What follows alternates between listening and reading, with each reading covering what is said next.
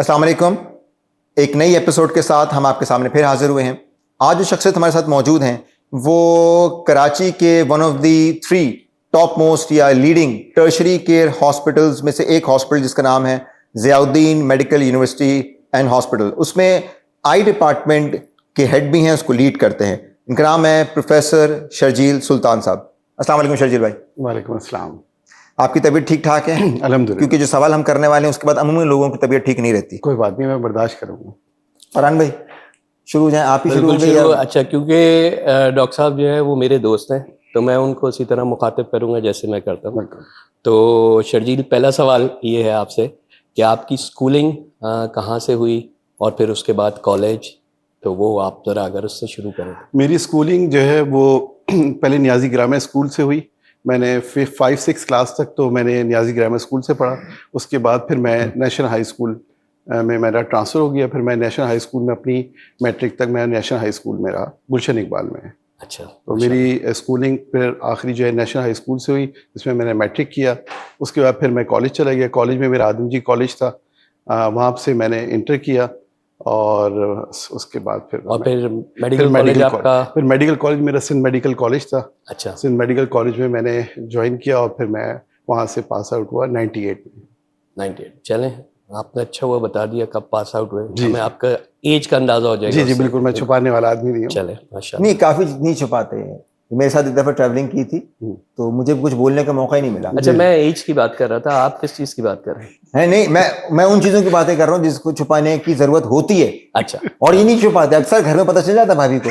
अच्छा, ये शर्जील भाई एक अजीब सी बात है, मैंने देखा है ये लड़के जो स्टूडेंट्स होते हैं, जब स्टूडेंट होते हैं स्कूल में, उनकी फेवरेट टीचर खातून ही क्यों होती हैं?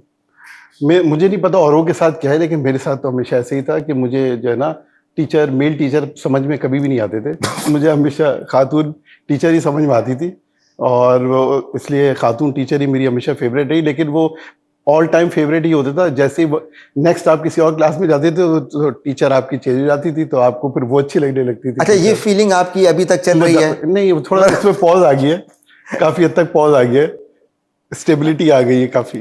अच्छा, ये बताएं कि आपको अपने बचपन की जो सबसे पहली कोई बात याद हो जो हमें अमूमन हम उससे रिलेट करते हैं कि जी हम इतने साल के थे, वो बात हमें याद है, कोई ऐसी चीज़ याद है? बचपन की 2-3 बातें बड़ी याद है, वो अच्छी तरह से मैं अपने बच्चों को भी कभी कभी बताता हूँ। एक बात तो वो ये है कि जिसमें मुझे बड़ी ज़बरदस्त पिटाई मेरी लगी थी। वो पिटाई ऐसी थी कि जो है ना मुझे बड़ा शौक था वीडियो गेम खेलने का। तो जो है ना अपनी अम्मा की पर्स में से थोड़े बहुत पैसे निकाल के मैं वीडियो गेम खेलने चले जाता था। कहता ये था कि मुझे नमाज़ पढ़ने जाना है, तो नमाज से पहले 10-15 मिनट पहले निकलता था और वो वीडियो गेम खेल के फिर नमाज़ पढ़ के फिर आता था। तो हमारी अम्मा ने पकड़ लिया। अम्मा कहने लगी कि जो है ना ये जो है ना मेरे खजाने में कुछ कमी आ रही है। तो उन्होंने अब्बा को बता दिया। तो एक दफ़ा वीडियो गेम खेल रहे थे, बराबर में एक साहब खड़े हुए थे। हम वीडियो गेम कह रहे हैं यार क्या मज़ा आ रहा है, बराबर में अब्बा खड़े हुए थे। तो वो बड़ा यादगार है क्योंकि वो उस दिन वो हमें वीडियो गेम की जो जगह थी वहाँ से घर तक हमें मारते हुए लेके आए थे। तो वो कभी अक्सर घरों में होता है माजरत के साथ कि ये लड़के जो होते हैं उसको हम क्या चुराना कहेंगे, या क्योंकि उस समय देखिए मैं बात करूँ कि 35-40 साल 30-35 साल तो हो गए इस बात। उस जमाने में हमें पॉकेट मनी भी, एक पॉकेट मनी का कॉन्सेप्ट नहीं होता था। स्कूल जा रहे हैं, 5 रुपए मिल गए, 4 रुपए 10 रुपए मिल गए, जितने होते थे उस हिसाब से। तो वो जो बच्चा पैसे रोटियों के दरमियान से ले आए, निकाल लिया आप, तो ये अमूमी तौर पे क्या समझते हैं कितने फीसद जो लड़के होते होंगे वो स्कूलिंग टाइम में कहीं ना कहीं से पैसे गबन करते थे अपने घर के? लेकिन हम वो गबन नहीं करते ना, तो आज हम लोगों के 2-2 3-3 मरलों के घर होते हैं। गबन तो शायद उसको नहीं कहेंगे, मेरे ख्याल में एक छोटी सी उस उम्र की एक शरारत कह लें आप, शरारत कह सकते हैं। और शायद उस वक्त कोई ऐसी इंटेंशन चोरी की तो नहीं होती है, वो अपना ही समझ के आदमी जो है उसमें से ले लेता है।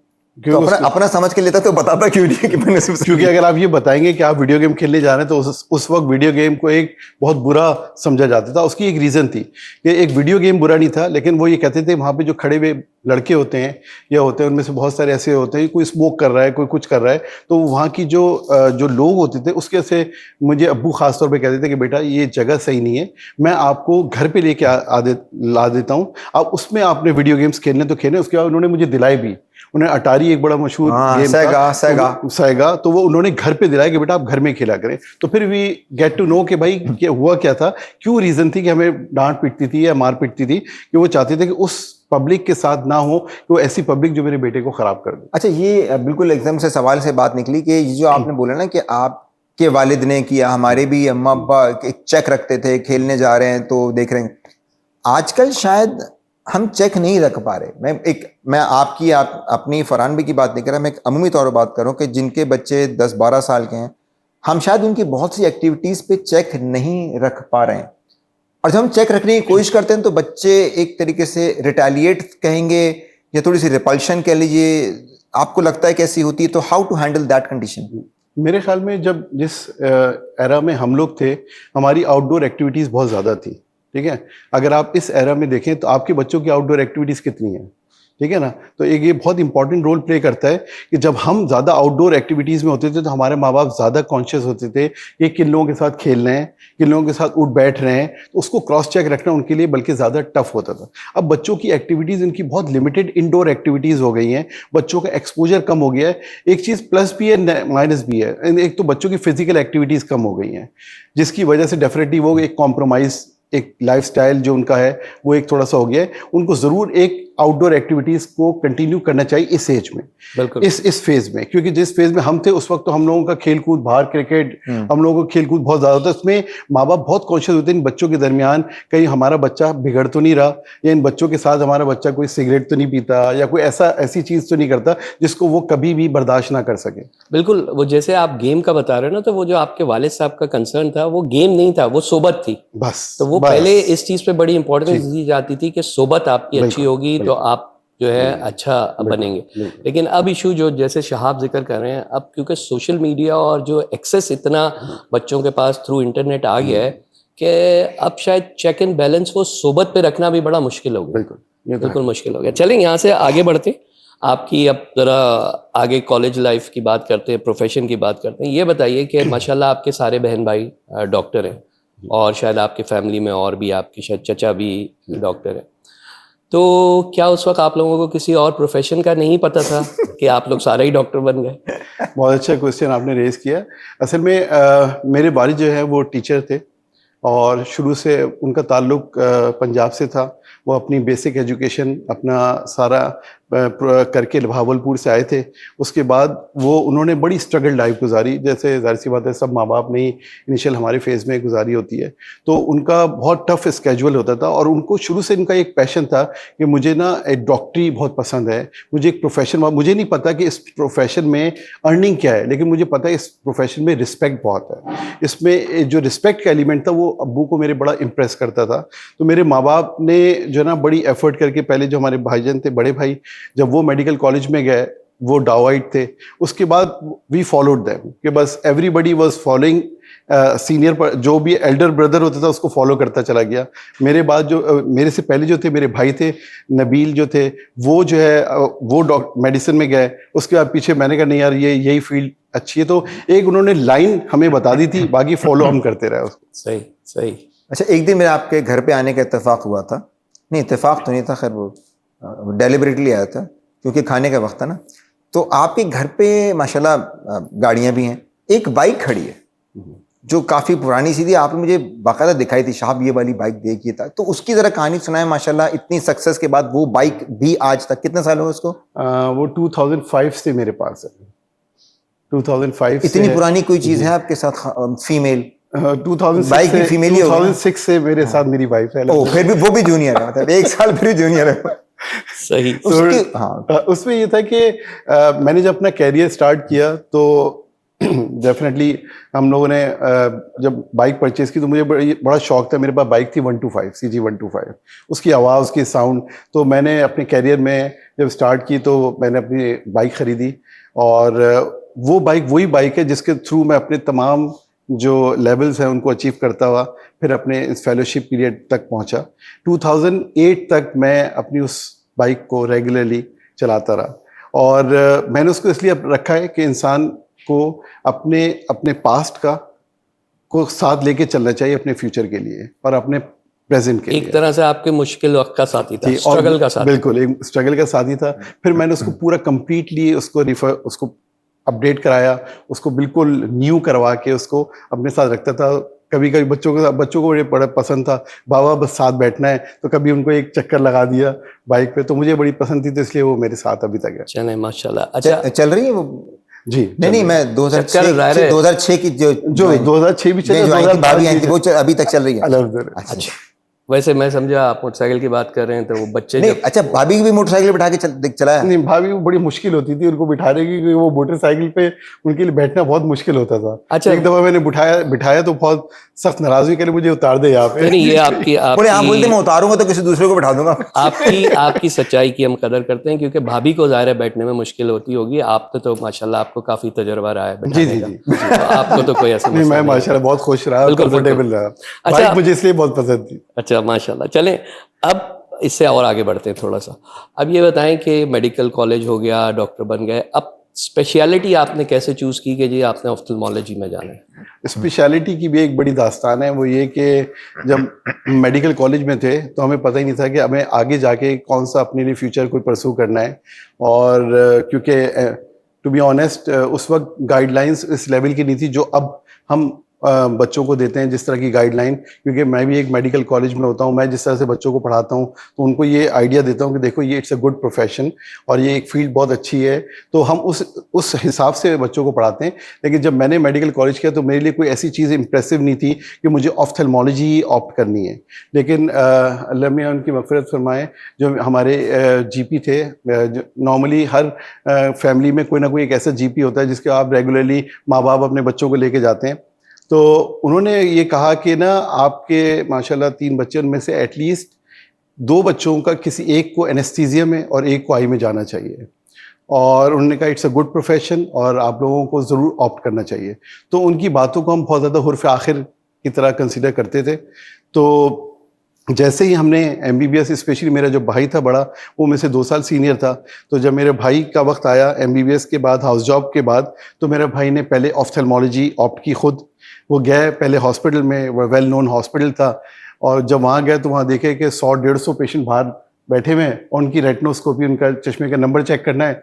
वो वापस आगे कहने भाई ये काम मुझसे नहीं होता, बहुत मुश्किल काम है, यूं करते रहो और चश्मों के नंबर निकालते रहो। तो कहने लगे तुम्हें मुबारक हो ऑफ्थल्मोलॉजी, मैं तो एनेस्थीसिया में जा रहा हूँ। तो मुझे इस तरह से, जब उस वक्त मैं फाइनल ईयर में था, जब मेरा भाई एनेस्थीसिया में रेजिडेंसी उसने स्टार्ट कर ली थी, तो फिर मुझे तोहफे में ऑफ्थल्मोलॉजी मिली और मुझसे कहा गया कि अब आप में ऑफ्थल्मोलॉजी। मैंने कहा भैया ऑफ्थल्मोलॉजी तो मुझे बिल्कुल नहीं आता। कोई बात नहीं, एनेस्थीसिया भी मुझे नहीं आता, लेकिन एक एनेस्थीसिया में जाएगा और एक ऑफ्थल्मोलॉजी में जाएगा। तो मुझे इस तरह से मिला। फिर मैंने हाउस जॉब, जबकि हाउस जॉब में इंसान को ये होता है कि हाउस जॉब अपने उन दोस्तों के साथ जो लोग मेडिसिन या सर्जरी में जा रहे होते हैं, हर किसी की ख्वाहिश होती है कि यार मेडिसिन में अपने दोस्तों के साथ हाउस जॉब की जाए और सर्जरी में अपने दोस्तों। तो मेडिसिन में तो अपने दोस्तों के साथ था, लेकिन जैसी सर्जरी की बारी आई तो मुझे 6 मंथ ऑफ्थल्मोलॉजी में हाउस जॉब करना पड़ी। इसके लिए मैं बड़ा काफ़ी मैं इरिटेट हुआ, क्योंकि मेरे सारे कुलीग, मेरे दोस्त थे जो हम लोग साथ MBBS करते आ रहे थे, they were doing residency in general surgery और मैं ऑफ्थल्मोलॉजी में रेजिडेंसी का। मैं बड़ा डिप्रेस रहता था, मुझे बिल्कुल टू बी ऑनेस्ट समझ में भी ऐसा ऑफ्थल्मोलॉजी बहुत नहीं आती थी। बल्कि आपको एक बात बताऊं कि मैंने जब MBBS में जब मेरा फाइनल एग्ज़ाम था, पहले फाइनल ईयर में MBBS का सब्जेक्ट होता था, उसमें I was just passed in ophthalmology. और जो मेरा एग्जामिनर था ना, लोगों ने उसको कहा था कि अगर आपका एग्जामिनर बहुत तेजी से जल्दी चने खाना शुरू हो जाए, इसका मतलब आप फेल हो रहे हैं। तो अब जैसे ही उन्होंने चने तेजी से खाना शुरू कर दिया, चने की प्लेट अपने पास कर ली, हाँ, सर ये कुर्बानी दूं, फिर तो कंफर्म भी हो जाता है कि आप फारिग हो गए। लेकिन ये कि उन्होंने जब चने तेजी से खाना शुरू किया, मैंने कहा भाई मैं इसमें फारिग हो गया हूँ। तो लेकिन पता नहीं वो अल्हम्दुलिल्लाह कहीं से ग्रेस मार्क मिलके मैं उसमें ऑफ्थल्मोलॉजी में पास। अच्छा, इस बात से बड़ी एक इंटरेस्टिंग सी बात मेरे जहन में है, ऐसा क्यों है कि मोस्ट ऑफ द प्रोफेसर्स जो हमारे होते हैं वो उसी सब्जेक्ट के बनते हैं, या तो उसमें उनकी सप्ली होती है या उसमें वो अच्छे नहीं होते? ये मेरे लिए तो बड़े, आई डोंट नो, मुझे किसी और के बारे में नहीं पता, लेकिन ये मेरे बिल्कुल ट्रू स्टोरी है कि ऑफ्थल्मोलॉजी मुझे बिल्कुल भी पसंद नहीं थी। बल्कि मुझे, क्योंकि आप खुद सोचे उसकी हर एब्रीविएशन, उसका हर टॉपिक पे उसका हर चीज़ का नाम, आपकी पलक पे दाना है तो उसको स्टाई भी कहते हैं, उसको कैलेजियन भी कहते हैं, एक जनरली बता रहा हूँ। तो इतने नाम और इतनी चीज़ें इतनी मुश्किल अपेरेंटली शुरू में लगी कि मुझे बहुत शुरू में बहुत टफ टाइम ये लगा कि यार पता नहीं ये ऑफ्थल्मोलॉजी में मैं अपने आप को कैसे बेहतर कर सकूँगा। लेकिन वही बात है कि यार एक आपका टेम्परामेंट और कंसिस्टेंसी जो है ना वो आपको फिर आगे चीज़ों पे लेके जाती है। तो वो टेम्परामेंट कंसिस्टेंसी ने आज इस मकाम पे बिठाया हुआ है। अच्छा शहाब, इससे मतलब आपका फ्यूचर मुझे ब्राइट लगता है कि आप भी इंशाल्लाह, उम्मीद है मतलब मुझे भी प्रोफेसर बन ऑप्थेल्मोलॉजी जाएंगे नहीं आती, तो आप समझ रहे हैं कि अब कुछ अरसे में इंशाल्लाह आप प्रोफेसर की पोस्ट तक पहुंच 25-30 सकेंगे। साल में आती की बात नहीं असल में है। मैं इंशाल्लाह अल्लाह करे बन जाऊं। उस वक्त तक आप लोग बचे होंगे कि नहीं, ये मुझे उस चले, कोई पोजीशन पे बात नहीं, देख के हम आप जिंदा बचे। ऊपर से देख रहे होंगे, हम खुश हो नहीं, रहे होंगे आपने जो आपको। कहानी सुनाई ना कि एनेस्थेटिस, और ये मुझे यकीन करें वो अमिताभ धर्मेंद्र की मूवी याद आ गई, राम बलराम। नहीं, ये पुलिस वाला बनेगा, ये चोर बनेगा, वो गाना है उसका। अच्छा, आपने बताया कि आपके दोस्त जो हैं वो मेडिसिन में थे, सर्जरी में थे, you were the only one in ophthalmology. अच्छा, ड्यूरिंग रेजिडेंसी तो वैसी सर्जरी नहीं मिलती, तो आदमी वैसे डिप्रेशन में चला जाता। दोस्त का हमने हर्निया किया, कोई का अपेंडिक्स किया, कोई का थायराइड सर्जरी की। उस जर्नी में उस जर्नी को छोड़ें, आप तक सोचें कितने ऐसे या कोई एक ऐसा दोस्त जो पीछे छूट गया, फिर चाहते हुए भी मुलाकात हो नहीं पाई, नाराजगी की वजह से नहीं, किस वजह से, कोई दोस्त के नाम पैगाम, कोई चीज। हाँ, ये एक बड़ा वाकई बड़ी ज़बरदस्त आपने एक बात बोली। मेरा एक बहुत अच्छा दोस्त है, लेकिन डेफिनेटली कम्युनिकेशन बहुत कम है, क्योंकि वो बेसिकली पाकिस्तान में होता नहीं है, वो ही इज़ इन ऑस्ट्रेलिया। तो वो बड़ा एक स्ट्रॉन्ग, मेरा एक बहुत सपोर्टिव हैंड था, क्योंकि जब मैंने अपनी रेजिडेंसी स्टार्ट की लियाकत नेशनल हॉस्पिटल, तो उस वक्त शुरू की डेफिनेटली रेजिडेंसी में मेरे पर काफ़ी टफ पीरियड था, और मेरी रेजिडेंसी मेरा पार्ट 1 देर से हुआ था। तो मैंने शुरू में एज ए MCPS ट्रेनिंग के तौर पे अपनी रेजिडेंसी को कंटिन्यू किया। तो मैं काफ़ी परेशान रहता था, क्योंकि मेरा पार्ट 1 नहीं हो सका था शुरू में, और मेरे बाकी जो मेरे रेजिडेंट मेरे दोस्त होते थे वो सारे FCPS पार्ट 1 हुए हुए थे, तो वो अपनी पार्ट 2 की रेजिडेंसी कर रहे थे, और मैं एज ए MCPS ट्रेनिंग के तौर पे अपनी MCPS की रेजिडेंसी कर रहा था। तो एक वो डिप्रेसिव एक एलिमेंट होता है जो आपके साथ चलता रहा कंटिन्यूस, और आपको फिर ये थोड़ा सा फील होता था कि यार हाँ, वो तो फेलोशिप कर रहे हैं, आप तो MCPS की ट्रेनिंग है, या कहीं ना कहीं नहीं यार, ये तो तुम ये रहने दो, ये तुम नहीं करो, अच्छा वो कर लेगा। तो मुझे ये फील होता था कि यार मैं एज ए MCPS के ट्रेनिंग के तौर पे कि यार मेरे साथ उस तरह का सलूक नहीं है जो कि बाकी पोस्ट ग्रेजुएट ट्रेनिंग जो कि FCPS की ट्रेनिंग कर रहे थे उनके साथ है। यानी मैंने उसको कहीं बीच में मैं बहुत दफ़ा भी डिसहार्ट हुआ, और मैंने ये सोचा कि नहीं यार, मेरे से नहीं हो सकेगी। और मैं जब भी डिसहार्ट होकर अपने भाई से बात करता था, तो मेरा भाई मुझे बड़ा स्ट्रांगली सपोर्ट करता था, और वो हमेशा कहता था कि शर्जील, अपनी ज़िंदगी के फेलियर को तुम कभी भी सक्सेस में कन्वर्ट कर सकते हो, उसके लिए आपकी कंसिस्टेंसी जो है ना वो आपकी चाहिए। आप अपने फेलियर को ना सोचें, you have to be consistent. अगर आप कंसिस्टेंट होंगे तो ज़रूर you will achieve your aim. अच्छा, एक सवाल आपने जो इनसे पूछा डॉक्टर साहब से, वो मैं आपसे पूछता हूँ इस सवाल से कि आपने पूछा आपका कोई दोस्त पीछे रह गया हो, सक्सेस की डेफिनेशन आपकी नज़र में क्या है? फिर हम शर्जील से पूछते हैं। देखिए, बड़ा मुश्किल चीज़ है। जो बात सच है वो ये है कि हम समझते हैं कि मैं शर्जील भाई जैसे बन जाऊंगा प्रोफेसर तो मैं सक्सेसफुल हो जाऊंगा। तो सक्सेस के मुतालिक ना, वो इरफान खान हैं एक एक्टर, अब तो मरहूम इंतकाल कर गए, उनकी बड़ी अच्छी डेफिनेशन है जो मुझे लगती, जो अच्छी आजकल मीम्स भी चल रही हैं, कि सक्सेसफुल इंसान वो है कि जो अपनी मर्जी की जिंदगी गुजार सके। अगर आप अपनी मर्जी की जिंदगी नहीं गुजार पा रहे तो आप सक्सेसफुल नहीं है, भले आप कितना पैसा कमा लें। मेरा भी यही ख्याल है कि मेरे ख्याल में जो हम जैसे कह रहे हैं ना कि हमें लगता है कोई पीछे रह गया, लेकिन हो सकता है वो अपनी ज़िंदगी में बहुत मुतमईन हो। बिल्कुल। तो सक्सेस हर शख्स के लिए मेरे ख्याल एक डिफरेंट होती है, उसका पैमाना डिफरेंट होता है। आपका क्या ख्याल है डॉक्टर शर्जील? मेरा पैमाना सक्सेस के बारे में तो 2 डिफरेंट हुए हैं। एक तो आपकी अपनी फैमिली लाइफ के हवाले से सक्सेस का एक अलग मामला है, लेकिन जो एक सक्सेस जो कि मैं फील करता हूँ वो ये कि जो आपने अपनी रेजिडेंसी में स्ट्रगल लाइफ गुजार ली, जो आपने एक स्ट्रगल टाइम गुजारा, जिस वक्त आप बहुत सारे लोगों को समझते थे कि यार ये क्यों नहीं करता, मुझे क्यों सर ये काम देते हैं, और मैं ही लगा रहता हूँ। क्योंकि मुझे एक दफ़ा याद है कि मैं OPD कर रहा था जिना हॉस्पिटल में रेजिडेंसी के पीरियड में, तो मैंने अपने सीनियर कंसल्टेंट से कहा, मैंने कहा सर इतने पेशेंट्स हैं और बहुत सारे पेशेंट्स के साथ जो है ना मैं मतलब बहुत एग्जॉस्ट हो जाता हूँ, बहुत थक जाता हूँ, इतने सारे पेशेंट हैं। तो उस पर उन्होंने बस एक बात बोली कि जितने तुम पेशेंट देखते हो उससे डबल मैं पेशेंट देखता था, बस।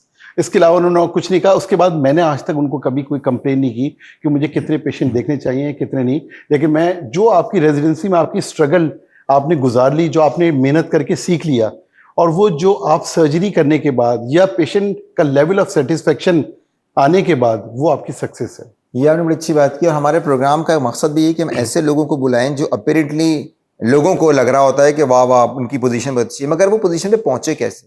तो अब बताने का मकसद यही है कि जो नए बच्चे आ रहे हैं कि there is no shortcut to success. ऐसे ही है सर। बिल्कुल। सर आपका अपना क्लिनिक भी है माशाल्लाह, जो शायद आपकी वालदा के नाम पर जी है ना सर। वो उस क्लिनिक में एक अजीब सी बात है, आपकी बेगम साहबा भी होती हैं। जी। ये सही फैसला था? अच्छा, इसके बारे में बताऊं कि वो उस क्लिनिक में मैं होता हूं और मेरी वाइफ जो है ओए शीज उन्होंने मुझे रखा हुआ है वहां पे, मतलब we are running this setup. और जो है ना वो मॉर्निंग में अपनी डेंटिस्ट्री को लुक आफ्टर करती हैं और इवनिंग में मैं करता हूं। तो मॉर्निंग में वो अपने इलाके की बादशाह होती है, इवनिंग में मैं अपने इलाके तो का मतलब बादशाह। दोनों एक साथ एक वक्त में नहीं होते, तो नहीं, क्योंकि आपको वो अपनी एक्टिविटीज में कोई प्रॉब्लम नहीं, कोई प्रॉब्लम नहीं। चले माशा। रिपोर्टें मिलती रहती हैं उनको, वो रिपोर्ट्स- इसलिए तो नहीं है वहां पे। रिपोर्ट्स के लिए स्पोक्स पर्सन हैं वहाँ पे जहाँ से रिपोर्टिंग कंटिन्यू है। अच्छा, माशाल्लाह आपके बच्चे भी हाफिज हैं, तो ये सिलसिला क्या आपने पहले से प्लान किया हुआ था या किस तरह से जो है वो बना के? मेरी वाइफ को बहुत मेरी वाइफ का बीइंग अ डेंटिस्ट, इसके अलावा उनको बहुत एक शौक था कि उनके बच्चे जो है ना वो एटलीस्ट दीन की तालीमात में भी अपने आप को ज़रूर एक जो बेसिक नॉलेज होती है जिसमें आप ये समझते हैं कि बच्चा 10 साल या 11 साल के बाद जो है उसका ब्रेन इस लिहाज से मेच्योर हो कि क्या दीन आपको क्या चीज़ इजाज़त देता है और क्या दीन आपको इजाज़त नहीं देता। जो आपका इमेच्योर ब्रेन होता है, जो आपकी ब्रेन की डेवलपमेंट होती है, उसमें अगर एक बच्चे को दीनी तालीम का एक अच्छा शऊर मिल जाए और उसमें luckily I am so lucky कि मुझे अल्हम्दुलिल्लाह मुझे 3 हाफिज़ कुरान अल्हम्दुलिल्लाह अपने घर में मिले। अच्छा, माशाल्लाह। जो माशाल्लाह अभी मेरा बेटा है वो ही इज़ 10 ईयर ओल्ड, अभी कल ही उसका हिफ्ज़ कंप्लीट हुआ उसका माशाल्लाह। बहुत बहुत मुबारक। Thank you. तो बस ये वैसे मेरी वाइफ की बहुत ज़्यादा ख्वाहिश थी और सारी एफर्ट भी उसी की थी कि जितनी उसने मेहनत करके उसको बच्चों को जना हाफिज़ कुरान बनाने में हेल्प की। चलें, अब आपकी ज़रा प्रोफेशनल लाइफ के बारे में, और एक चीज़ ये कि आपका थोड़ा सा पैगाम पेशेंट्स के बारे में, तो उससे सवाल पूछते हैं। आप एक हॉस्पिटल को लीड कर रहे हैं और आपका ताल्लुक भी जो आपकी सब स्पेशलिटी है वो रेटिना से है। तो डायबिटीज, क्योंकि आप टर्शरी हॉस्पिटल में भी हैं, तो टर्शरी हॉस्पिटल में डायबिटिक पेशेंट्स तो आपके पास घूम घुमा के आते होंगे। ज़रा उस पर ज़रा एम्फेसाइज कीजिएगा कि शुगर डायग्नोज हो गई, अब पेशेंट को क्या करना चाहिए? देखिए, सबसे इम्पोर्टेंट तो ये कि अगर शुगर डायग्नोस, इम्पोर्टेंट मैसेज है वो हम भेजते हैं डायबिटोलॉजिस्ट को, कि जो डायबिटोलॉजिस्ट हैं वो they should refer diabetic patient to us, because at least हम उनको एक दफ़ा स्क्रीन कर लें और ये देख लें कि उनको इस वक्त, बिकॉज एक हमारा बहुत बड़ा डिलेमा ये है कि पेशेंट जो है जब प्रेजेंट होता है तो समटाइम तो ऐसे पेशेंट हैं जिनको डायबिटिक रेटिनोपैथी डेवलप हो चुकी होती है और उनको पता चलता है, उनको कहे तो अभी तो हमें तो डायबिटीज़ तो अभी तो हुई है। तो ये एक बड़ा प्रॉब्लम, बिकॉज के कोई इन्वेस्टिगेशन का सिस्टम नहीं है। पेशेंट कहता है हमें कोई प्रॉब्लम ही नहीं है, उनसे पूछा कभी आपने ब्लड प्रेशर चेक कराया, कहते नहीं हमने तो कभी चेक ही नहीं कराया। शुगर नहीं चेक कराई, हमारी तो प्रॉब्लम कुछ ऐसी हुई जिसके लिए हम जब गए जब टेस्ट कराया तो पता चला कि हमारी तो शुगर बढ़ी हुई है। अच्छा, जब शुगर डायबिटोलॉजिस्ट के पास जाया जाता है तो उनको चाहिए कि जब अब सब स्पेशलिटीज़ का ज़माना है, अदर क्लिनिक्स का, तो उनको चाहिए एक दफ़ा प्रॉपर तरीके से वो पेशेंट स्क्रीन हो जाए, वो आपका नेफ्रोलॉजिस्ट के पास भी जाए, वो एक आई स्पेशलिस्ट के भी जाए और वो जाके उसको स्क्रीन करके ये देख ले कि पेशेंट को कोई any sign of diabetic changes है कि नहीं है और वो डॉक्यूमेंट हो जाए। फिर उसी हिसाब से आप उस पेशेंट को फॉलो पे रखें। तो इंपॉर्टेंट थिंग इज कि डायबिटोलॉजिस्ट या GP they should refer their patients to us, ताकि हम एक दफ़ा उनको डॉक्यूमेंट करके ये कर लें कि भाई हाँ इनकी आंख में कोई डायबिटिक चेंजेस नहीं है, और अगर उनको चश्मे का नंबर की ज़रूरत है तो उनको चश्मे का नंबर दे दिया जाए। इम्पॉर्टेंट यही चीज़ है। अच्छा, अगर किसी को डायबिटिक चेंजेस हैं और एक दूसरी कैटेगरी है किसी को नहीं है चेंजेस लेकिन डायबिटिक दोनों है, फॉलो अप किस तरह से, अगर हम इस प्रोग्राम के तवज्जुह से बताना चाहें आम लोगों को कि उन्हें कितने अरसे के बाद एक डॉक्टर को विजिट करना चाहिए इस हवाले से कि शुगर की वजह से कोई उनके आंख में? ठीक है, अगर एक पेशेंट है जो कि एक कंट्रोल डायबिटिक है और उसने आंख का चेकअप कराया, उसकी आंख के पर्दे में कोई शुगर के असरात नहीं है, तो वो अपने साल में अपनी आई का चेकअप करा सकता है, जिसमें उसकी हम फंडोस्कोपी करके उसकी स्क्रीनिंग भी कर सकें और ये देख सकें उसकी आंख में कोई डायबिटिक चेंजेस आगे डेवलप तो नहीं हो रही। अगर एक पेशेंट जिसको डायबिटिक चेंजेस डेवलप हो गई हैं तो डिपेंड करता है कि वो डायबिटिक चेंजेस किस तरह की हैं। अगर वो diabetic changes early diabetic changes हैं तो उनको 6 मंथ फॉलोअप पे भी रखा जा सकता है। बट ऐसी डायबिटिक चेंजेस जिनसे आंख के पर्दे स्पेशली मैकुला में प्रॉब्लम हो तो उसको ये देखा जाता है डिफरेंट इन्वेस्टिगेशन के थ्रू कि आया उनको ट्रीटमेंट की ज़रूरत है या नहीं है। अगर उनको एक ओसीटी एक लेटेस्ट टेक्नोलॉजी है जिसमें पता चल जाता है आया उनके मैकुला पे मैकुलर एडिमा है तो फिर उसको ट्रीट किया जाए, और अगर मैकुलर एडिमा नहीं है, कुछ एक्सुडेट्स हार्ड एक्सुडेट्स पड़े हुए हेमरेजेस हैं, तो उनको ऑब्जर्वेशन पे भी रखा जाए। तो इट ऑल डिपेंड्स कि पेशेंट किस स्टेज में आया है। अगर वो एक moderate to severe diabetic changes में है तो उसके 4 month to 6 monthly follow-ups important हैं। ठीक, इंजेक्शन सॉरी आप पूछें। इंजेक्शन का शर्जील भाई, अभी आपने बोला ना कि मैकुलर एडीमा का लफ्ज आया तो मेरे जहन में आया कि इसकी ट्रीटमेंट जो आजकल, पहले लेजर थी, अब इंजेक्शन है। लोग माशाल्लाह इस बात को जानते भी हैं। जो इंजेक्शन का एक खौफ है ना पेशेंट को, देखिए सच्ची बात है, किसी के ऊपर आएगा वो स्ट्रेस में तो होगा, उसके बारे में बताएं।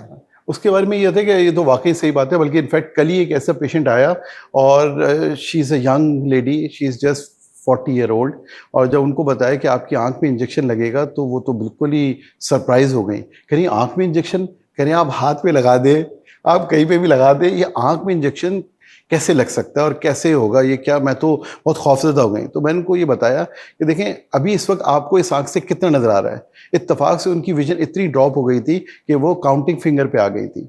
तो मैंने कहा आप ये बताएं, अगर आपकी एक अच्छी आंख को मैं बंद कर दूं और आपसे कहूं पूरा दिन आप इससे अपना काम करें तो आप अपना काम कर सकती हैं? कह रही नहीं कर सकती।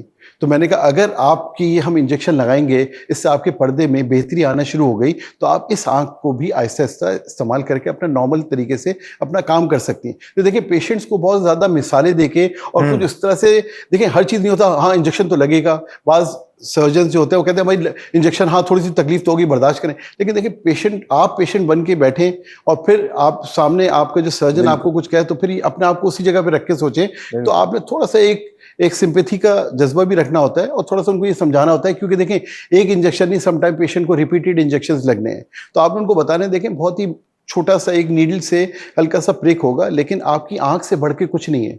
कल उसी आंख से अल्हम्दुलिल्लाह आपने देखना है, और अल्लाह न करे अगर आपने इसको आज इग्नोर किया तो कल फिर इसको संभालना हमसे मुश्किल हो जाएगा। बिल्कुल। अच्छा, एक आपने एक लफ्ज़ इस्तेमाल किया था फंडोस्कोपी, तो यहाँ पे बस मैं एक थोड़ी सी वजाहत चाहूँगा। जो आम लोग हम देख रहे हैं कि ये वही टेस्ट होता है जिसमें दवा डाली जाती है, पुतली फैलती है और फिर डॉक्टर पीछे पर्दे का मुआयना करता है, वही फंडोस्कोपी कहलाती है। और इसके लिए शायद अगर मरीज़ आ रहा है दिखाने तो उसके लिए इंस्ट्रक्शंस ये ज़्यादा बेहतर हैं कि वो खुद ड्राइव करके नहीं आए, किसी के साथ आ जाए, क्योंकि शायद नज़र उसके बाद 3 से 4 घंटे धुंधली भी रहती है। ऐसा ही है, ये वही टेस्ट है? बिल्कुल ऐसा ही है, लेकिन उसके लिए भी मैं स्पेशली कोशिश, क्योंकि मैं जो ना डायबिटिक जो जीपीज़ होते हैं उनको भी, हमारे यहाँ ज़ियाउद्दीन में ऐसा सिस्टम है कि हमारे पास जीपीज़ भी आते हैं हमारे पास 6 वीक की रोटेशन पे, तो हम उनको फंडोस्कोपी सिखाते हैं। और हम जीपीज़ को और इन सबको ट्रेन ये करते हैं कि they have to do fundoscopy themselves, they should refer genuine case to us. वो खुद करें और उनको टेक्निक बताते हैं, या तो आप डार्क रूम करके आर्टिफिशियल मतलब टेम्परेरी तौर पे प्यूपिल को डायलेट करके आप उसकी फंडोस्कोपी कर सकते हैं। अगर पेशेंट विलिंग नहीं है डायलेट कराने में तो आप डार्क रूम करके उसकी फंडोस्कोपी खुद करें। इनफैक्ट आप एक स्नेलन चार्ट रख के पेशेंट की विजन भी असेस कर सकते हैं। देखिए इससे आपकी प्रैक्टिस को एक बूस्ट भी मिलेगा कि एक डायबिटोलॉजिस्ट के पास एक आई का एग्जामिनेशन भी हो गया और फंडोस्कोपी करेंगे, क्योंकि अब इतनी मैंडेटरी हो गई है फंडोस्कोपी कि आपके फैमिली मेडिसिन हो, इन सब में फंडोस्कोपी मैंडेटरी हो गई है। तो फंडोस्कोपी मैं ये चाहता हूँ कि जो है ना ये टेक होम मैसेज भी हो कि फंडोस्कोपी सबको करनी चाहिए, इस पर डायबिटोलॉजिस्ट जो फिजिशियंस बन रहे हैं उनको, ताकि वो हमारे पास जेन्युइन केस ऐसे भेजें जिनको हम फर्दर फिर प्रोसीड करके उनको आगे प्लान कर सकें उनको क्या ट्रीटमेंट देनी है। चलें शहाब, अब डॉक्टर साहब से गुफ्तगू तो बहुत अच्छी हो रही है, इस तरह तो घंटे लग जाएंगे अगर हम इसको कंटिन्यू करेंगे। मेरे ख्याल अब हम इख्तिताम की तरफ इसको लेके चलते हैं, और एक हमारा सेगमेंट है रैपिड फायर। जी हाँ बिल्कुल, या अगर आप कुछ और पूछना चाहें। नहीं मैं तो ये पूछता हूँ, इतने लंबे लंबे जवाब देते हैं, तो 4 सवाल में खत्म कर दिया, आधे सवाल तुम्हारे रह गए जो हम सोच के आए हुए थे, तो रैपिड फायर पे करते हैं। अच्छा शर्जील, एक हमारा सेगमेंट है जो रैपिड फायर कहलाता है, जिसको आपने फौरन जवाब देना है जो आपके जहन में उस वक्त आए। तो आप मैं शुरू करूं? सही। शर्जील भाई, चाय या कॉफी? Anything with biscuits. अच्छा, कैंडी वाले? कोई भी। अच्छा, विंडो सीट या आइल सीट? आइल सीट्स। अच्छा, इसमें आपने नहीं कहा साथ में जो भी बैठा हो उसके साथ जो भी हो? I don't mind aisle seat, I feel more comfortable, right, because जब भी मुझे जाना हो वॉशरूम तो मुझे ज्यादा रुकावटें ना पेश आए, मैं जल्दी पहुंच जाऊं। अच्छा, बाज़ लोगों को रुकावटें अच्छी लगती हैं कि टकराते हुए निकल जाए। चले। अच्छा, आपको अगर कोई एक हो कि एक सेशन में लैंग्वेज सीखनी जा रही है, और इस सेशन में आपकी अपनी कोई सर्जरी से मुतालिक इंस्ट्रूमेंट की हैंडलिंग सीखनी है तो किस में सीखेंगे? लेकिन लैंग्वेज आप इस्तेमाल कर सकते हैं, किसी भी मुमालिक में जाके इस्तेमाल कर सकते हैं। सोच लें, आप घूमते फिरते रहते हैं। इंस्ट्रूमेंट की तरफ मैं प्रेफर करूंगा, किसी सर्जरी। अच्छा, रिकॉर्डिंग नहीं होती तो आप जाहिर से ये कहते हैं कि मैं मुख्तलिफ जुबानें सीख लूं। अच्छा, दिन का कौन सा वक्त आपको सबसे अच्छा लगता है? रात का वो वक्त जब मैं घर में आके अपने बच्चों के दरमियान होता हूँ, उसमें मैं अपने आप को बहुत कंफर्टेबल फील करता हूँ। बच्चे मेरा वेट कर रहे होते हैं और बस उस वक्त फिर बस एक जो गपशप होती है वो वाकई मेरे लिए बड़ा इम्प्रेसिंग होता है। अच्छा, एक सुपर पावर मिल जाए आपको, समझ सुपर पावर मतलब, तो आप कौन सी लेना चाहेंगे? जिसमें मैं नजर इनविजिबल हो, गायब होने वाली। जी, ताकि मैं क्या करेंगे आप? बस मैं इनविजिबल होके देखता हूँ। क्या करेंगे? मैं ये देखना चाहता हूँ कि बाकी लोग क्या कर रहे हैं, और मैं चाहता हूँ कोई मुझे ना देख रहा हो, कोई सपोज मेरे बारे में क्या कहता है। आप यकीन करें, ये आप सुन लेंगे अगर, तो वो डायलॉग है ना वो गोविंदा वाला, वो तू मेरे बारे में क्या सोचा यार, दोस्ती टूट जाएगी। तो वही वाली बात है। अच्छा, परफेक्ट डेट आपकी नजर में? अजवा खजूर। नहीं, वो वाली डेट। लेकिन रमजान के अलावा अगर आपको ये सवाल पूछा जाए तो फिर तो बहुत सारी चीजें हो सकती है, लेकिन अजवा खजूर की क्या बात है। चलें। अच्छा, सबसे बड़ा खौफ क्या है? Biggest fear?